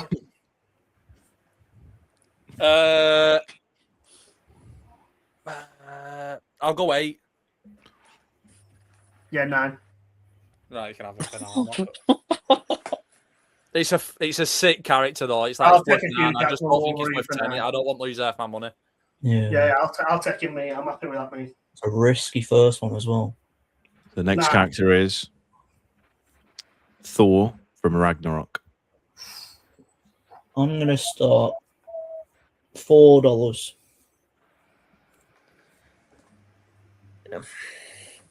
5. 6. Don't go six. $6 is worth a punt. I'm just trying to think. There's not really much more who had. Yeah, I'm gonna go 6. He's a god, bro. I'm gonna go 6. I'm not gonna go one 7. Fucking go on, Epicz. I love that. I'm gonna go. I'll go 8. Yeah. Go on. Go on, There's not Epicz. many more. There's not many more. He's literally an OG Avenger, mate. He's a god, Yeah. mate. You know, he's the god of lightning. Nah, I'm gonna fold. He chops fucking Thanos' head off. I'm gonna go 9. Yeah! Walk off. Chop your head off, you fucking daft cunt. I don't want to go 10 quid for 4. Yeah, you can have him. Fucking do it. Do it. Sound. When you say from Ragnarok as well, it's like The end. that character at that moment. Do Yeah, it. at the end. But Do what it. he's like by the end of that. Yeah. So he ain't Yeah. even done like Infinity War stuff. Mm. Yeah. Next character is T'Challa, Black Panther. Ooh, yeah, got $2. Yeah, $4. I don't know if I won't pay 5 quid for Black Panther. You can have Black Panther for 4. For me. I mean. Tested, do you win? Nah. Fucking Peter Jones. Saying No, you can have him. It's a good pull for $4, that though. that is But you can have him. I need to save my money. very good. Very good. That's a good buy. $4 is It's a good buy. It is. It's a very good buy. I probably shouldn't have spent 9 quid on Thor though. So your next character is Loki, God of Stories. 5. Guess it's the start. Well, you can start wherever you want. I'll go with 3. 5. I'll go 6. I'm out. I don't think I can pay 7 quid for Loki. You haven't got anybody yet, mind. Yeah, I know, but you don't know he's going to be on this list, isn't it? Yes. I might walk away with 20 quid and 3 sick characters. Yeah, you can have Loki. I don't want to pay that much for it. He's sick like that, but Okay. Go. Who's bidding highest at the minute? Epicz has got him for Epicz. $6. Ooh, that's good. You got 10 left as well for your last character. That's good money. Loki. Mm. $6. is good. That is very, especially by the end of. Mm-hmm. Your next character is Deadpool. You're That's starting, Epicz. Epicz. is it me? Fuck, Thank you, 1. you're starting, mate. 1. He's a sick character, though, to be fair, in the first one. It's a sick character, to be fair. Yeah, 1. I'll go 1 for Deadpool. I'm out. You can have him. 19 quid and $1 for Deadpool. Yeah, no, Yeah. it's a good pull. I just want to save my money for. I know if I went 2, I know what no one else would bid in, but I don't want Deadpool as my second one. Yeah, bargain. Mate, it's a bargain, yeah. You've done well. Mm-hmm. Your next character is Steve It's well Rogers. picking off outside. Steve Rogers, Captain America. I'm gonna have to go $1. $2. 2, 3. Fucking hate Captain America. Fuck it. It's a great character, What? bro. I'll go $4. I'm not a massive fan of I think he's. I'll go $4. He's not my. I like Winter Soldier, but he's not my favorite. I'll go 5. You can have him. Sound. What film was it from? Infinity War. Ooh. Oh, Infinity War Captain America. Who gives a fuck about that guy? He's the best. The best. That's one, the best isn't version of him. Is it fuck? Civil War is? No, Yeah, but it's after, so it's Oh, still no, better, in fact, isn't it? Winter Soldier is there, but if you're doing that specific one, he hadn't even got a Captain America shield in that film. He's got that little black one. Yeah, it's true. He hasn't even got a Captain America shield. He's got long hair. it? Yeah, he looks sick. It's got Fuck a that, longer in boots too. Going once, Now you can have him. going twice. Sold for $5. Who you got him? Yes, Test this. Have you got 3 now? I've got 2. Thor and Cap. That's good, that. That's a good double bubble, That's Derek. good, that. That is a good double bubble. Your next character is Magneto. Oh, Ian McKellen. Right. How much is that? $10. $10. How much you say? 10. 10. Fuck. How much have you got? Is it not? I've got 10. I was going to bid 10. What have you got? He's already bid it. I don't know if I won't go 11 for Magneto, but he is a sick. Which Magneto? Just of the first trilogy. Oh, So Ian that McKellen. Just Ian McKellen one. No, Ian no. McKellen. If it was Fassbenders, I'd probably go for it. Ooh, Yeah. interesting. Oh, I do like I like Fassbenders. his whole backstory. I do like Fassbenders. Yeah, go on. Is that mine then? Yeah. Yeah. That's yours. Yeah, you've got a quid left. Calm. Yeah. I'm going to end up with one character at some point. It's a good double bubble, though. It is a good double. Jackman and Magneto, Wolverine. Come on. Not Your bad, next that. character is Spider-Man, Toby. 19. Oh my god. You can't do 19. Oh, wait. Who's got them? 11. You can't do 19. No. I did the same with Tom. You can't Okay, do 19. Starting anyways. Why? Why? Because you've already Actually, who spent was starting? $1. Oh, You yeah, can't- Yeah, you get 20. This is starting. Yeah, but then you can't bid on the third character, then can you? Because you'd have no money. I'll just Yeah, I'll he end up just with gets whatever's what's- left at the end. He gets what either people don't want or what's left. Oh, right, okay. Right, well, okay. you have to bid. I'll just get whatever the last character I'm is. trying to fucking help you here, you knob. I'm Well, trying to help you. you said I can't take it back. I said I'd do 11. Nah, fuck him. He can have them for 19 quid. Go on, have that then. Shit, Saying I've house. got Toby and Deadpool, and then I might end up with something sick. Yeah, you might do, to be fair. So you've all got 2 now. So this is where it's going to get a bit tasty. It's getting a bit tasty, Derek. Okay. Pretty much Your just next- 3 of us in it, yeah. Your next character is Tony Stark. Bastard. Who's starting? Is Eccy starting? It was Epicz. He's got no money left. Yeah, but if Eccy starts, He can't start. He's got no no, but I'm money. saying if he can't bid and no one else bids, he gets him. No, he doesn't. No, No, he he spent his doesn't. money. That's what Give he's him that saying. £8 back then. Yeah, I think Tony Stark. $3. I can't even bid. I've got $1. I thought I had more than that, me. See, I should have kept my. If I said 11, I would have had £8 quid. Yes. I'd £8 down. Yeah, see, that's Yeah, the game, isn't it? I was excited, wasn't I? I just should have said 11. Yeah, that's what I mean. You went fucking balls to the wall. Yeah, I because should have done $10 on Magneto. I thought people were going to be going for it, me. I'm gonna bet 4 for Iron Man. And you can have him. So he's got a sick trio, bro. He's got Captain America, Oh my Thor, and Iron God. Man. Got the original, the big 3. Yeah, he's got the big 3, bro. Well, no, And he's got money left over. fucking hell, I fucked up, me. I shouldn't have done 10 on McKellen. That's crazy. That's a. I'm Your next character is Stephen Strange. That's fucking gash. That is this me starting it? Yeah. I thought Epicz would go in for Doctor Strange. I thought I Actually, would. it's the tail end now as well. You could get some. Yeah, Yeah, you might get absolute- someone don't shit, know. mate. You know what? I'm gonna wait and let Luke have this one. Yeah, sound. I'll take Doctor Strange. Not even that bad. It's good. So Yeah. now it's black. Epicz has to go in black. He has to either say yeah to the next one or no, and I end up with it. Mm-hmm. I like my odds. Do you? I'm a great gambler. I lose all the time. You probably bet 25p on accumulators, mate. Please give him someone like 25p, Howard the Duck. Please. 10p. Hmm? Who is it? Your next character is John Bernthal's The Punisher. I'm chilling with that. I like that character. It's a good character, that. Very good character. Is Epicz going to take him? Good character. I think it's series as well. Yeah, Daredevil series. series I as well. think Punisher series is better than Daredevil series. Yeah, and then we've got Punisher series as well. And he's in I'll brand take new. him. It's a good character. That. Yeah, It's now Aiken. screw him now and give Eccy a sick character.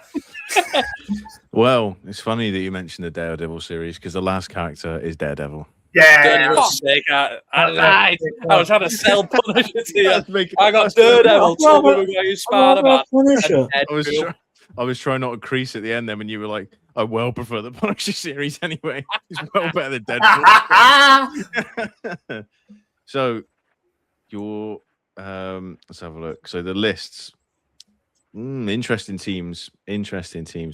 So Luke has got Wolverine, Logan, Magneto, Ian McKellen, and Doctor Strange. Eccy's got Deadpool. Oh, you've got no original MCU either. You've got Deadpool, Tobey Maguire, Spider-Man, and Daredevil. That's a good 3. That's a good trio. Kestis has got MCU FC and got Thor, Captain America, and Iron Man. That's sick. Big trio, that. And Epicz has got Black Panther, Loki, and the Punisher. That's a good mix too, actually. That is a good trio. Doctor Strange really fucks mine. Yeah, it makes you doing a bit, but it's definitely better than Epicz. Like, I feel like Loki's like the best one Epicz has got. I think it's probably between Kestis and Eccy. Yeah. Tight though. I like it. Right. You could have added Tombstone in for Luke. Who the fuck's that? Scorpion. Right then, lads. What does Spider-Man mean to you guys? Everything. I remember Spider-Man. I remember going watching Spider-Man 2 in cinemas, and I remember Spider-Man 3 trailer coming out, and I had like a big old-fashioned computer, and I remember going in and watching the Spider-Man 3 trailer over and over and over again. And I remember like being 7 years old. I remember like I think from about 4 or 5 every year on my birthday, on my candles, because it doesn't matter now, it's not got to me. I just wish that I'd be Spider-Man every single year till I was about 10. I always got a Spider-Man cake, Spider-Man tattoo, Spider-Man stuff everywhere. Just like, I think it's just something where I've connected to that character. Because even though like, I'm not like the nerdy, I am, but I'm not. Like, it's like that nerdy side, obviously like the whole love interest and just like everything. I think it's just like, they're just perfect films. I think the character represents, I think it represents a lot of like young guys. I think like a lot of people resonate with Spider-Man's character, like trying to fit in, a lot of dilemmas. I know there's a lot of like people on TikTok and stuff been talking about how much Spider-Man relates to them, and I think a lot of people find themselves in Spider-Man and like resonate and see him as like a bit like a hero. And I think like he's a good like idol to look up to. He has good morals. Yeah, he has good morals, and I think that's like I think Spider-Man's you can stand behind everything what they say. I got ethics. Yeah, ethics, mate. Epicz. It's hard to follow up really because Eccy pretty much summarized everything that I feel about the character. I was just gonna say, like in public, or like when someone's across the room and you like do that web, like if you pretend like it's web's just gonna come out your arm. I think for a character to have that meaning and memory and to what's the word? I don't know what the word is, but like devotion to a character like that throughout your childhood and now adulthood. I think to see him back again on the screen, it's just magnificent, really. I remember going into the film, I was like, oh, I don't know, it's just going to be another Marvel MCU film. And then the credits roll, the Columbia logo starts. This is why I go to the cinema. And then everyone, I think we didn't really talk about it, but the cinema reactions, release day, everyone was clapping at the end. There was gasp, there was, oh. And I think that's just like summarizes the power that Spider-Man has over us as the audience. That's because a bloke at the back of your screen had his knob out. It was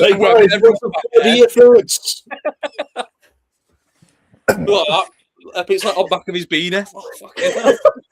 It thinks it's silly string, but it's actually not. Wait, that's not come from his hand.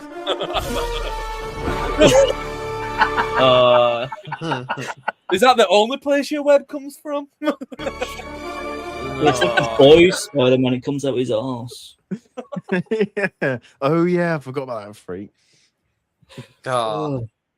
Yeah, pretty much exactly along the same lines as Eccy. Spider-Man, he's not just my favourite comic book character, he's one of my favourite characters ever. It's a character I've grown up with from a very, very young age, watching the animated series, playing games, watching all the films. I'm booked in to get a Spider-Man tattoo this month. Every single year, the only thing I ask for my birthday is a Spider-Man cake. That's the only thing I ever ask for. No matter what happens, as long as I get a Spider-Man cake, I'm good. Do you know what I mean? The bare minimum, a Spider-Man cake, and that's my day fulfilled. Yeah, it's just a relatable character compared to every other hero. And I think everything he stands for is what a hero should be. And because you can relate to that hero, it gives you something to strive for and to put his morals and ethics and everything that he tries to do inside yourself and try to go through your life with doing the same thing. Spider-Man is the best. Yeah. He's the number one. Yeah, I think it is the most influential and the most inspirational comic book character of all time. I think, like, if you ask anybody what's the most iconic quote from a superhero film or superhero, everybody would say, with great power comes great responsibility, I think. And if anyone says I am Iron Man, they're a liar. It's like the same for me. Like, my earliest memories of like being a kid at like a party or something is like in a Spider-Man costume or something like that. And I was the same when I was a kid. Like, I always had a Spider-Man cake, and I had like a party at a leisure centre. We had a Spider-Man cake, and I said to my mum, I was like, no one's having the icing. The icing's mine, because it was like Spider-Man, Toby Spider-Man on top of the icing. I ate that full icing, and I had the greenest shit you have ever seen in your life the day after. And it's just, it's such an inspiration. He's just like the perfect hero, because I think everyone can resonate. And what you were saying before, Eccy, about like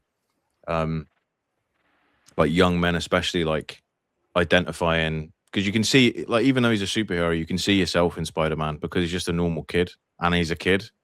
I think there's like a few things throughout my life that like you really resonate and you can see yourself in, and that's like Spider-Man, the In-Betweeners, just like stuff like that like you just feel like that could happen to you. Even like, obviously this is fucking, he's a bloke swinging webs out of his arm and defeating people, but it's like that moral compass that everyone should strive towards. I just think it is the perfect hero, and when it's done properly, it's amazing. And same as Epicz, like when that when I was waiting, the title sequence comes up and it showed all the Spider-Men, but when that Columbia logo hit, I was like, yeah, man, we're fucking back here. I literally felt like last year I watched the first trilogy in cinemas again, for the first time in cinemas since I was a kid, and fucking hell, like, honestly, I don't know if I've ever experienced like a back-to-back sitting like it.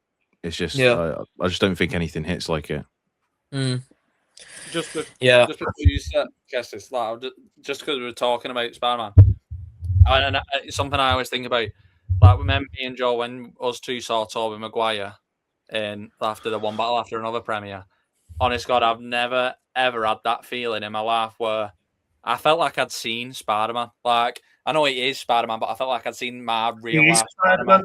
Yeah, and it was like, I remember like I was kind of like, I remember being in shock, and then obviously like we tried getting a picture. The damn security guard stopped us, and just like being that close and in the presence of him, and then afterwards we went for like a drink at Epicz, and I remember like feeling unbelievably overwhelmed, like I was shaking, could feel like really teary eyed, and I remember like texting Lee, and I was like, it's like it's an unbelievable feeling. Like it's like that's when I feel like Spider-Man means everything, literally everything. It was like seeing Rocking Horse shit. Yeah, it's actually, literally. It just feels real. I think Spider-Man's a character we've taken from our childhood to adulthood till the day we die, to be honest. And I think there will, no matter the age I will be, I will always be excited for Spider-Man. Well, literally, when we saw Tobey Maguire, we were at the bottom because obviously we just seen DiCaprio, so we were already like starstruck as fuck, and we were like stood in the lobby. I was looking at the escalator, and it was just like fucking. It could have been Jesus. He's just at the top of the escalator on his own. No Way Home shit, wasn't it? Yeah, like, just like, on his to the portal, like. He's just on his own on the top of this escalator coming down, and I was like that, and I just grabbed Ecky's arm. I didn't even, literally, it sums it up. Really, I went, "Oh my god, it's fucking Spider-Man." Didn't say like it's Tobey Maguire. I literally went, "Oh my god, it's fucking." I was literally like that on my phone. I was texting Leo how the film was, and I looked up and I was just like, and then I was like, "Oh," it was just like I couldn't believe it. It's like it's unbelievable. Oh yeah, and that film. Yeah. I think it's relatable in a way because I don't know about your upbringings.